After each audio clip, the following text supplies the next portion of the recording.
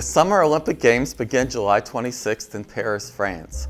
The history of the Olympics actually goes back over 3,000 years. There was a sporting competition held in Olympia, Greece, every 4 years. That competition stopped for many years, and the modern Olympics, as they're known, resumed in the late 19th century. First one was held in Athens in 1896.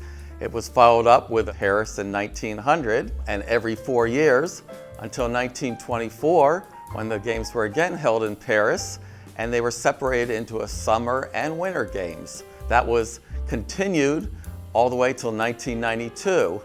In 1992, the Olympic Committee decided that it would make more sense to have just one game each 2 years rather than both sets of games.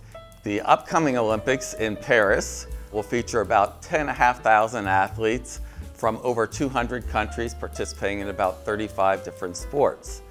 Olympics has been held several times in the U.S.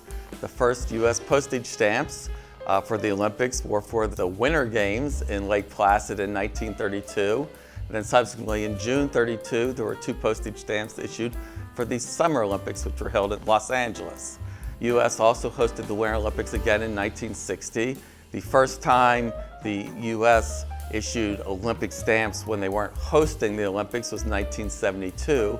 And almost every year since that time, the U.S. has scheduled or planned to issue postage stamps for the Olympics. Not only are the games honored, but many of the winners of medals have been honored on postage stamps. Not so much from the U.S., because the U.S. has a prohibition against honoring individuals who are living on its postage stamps.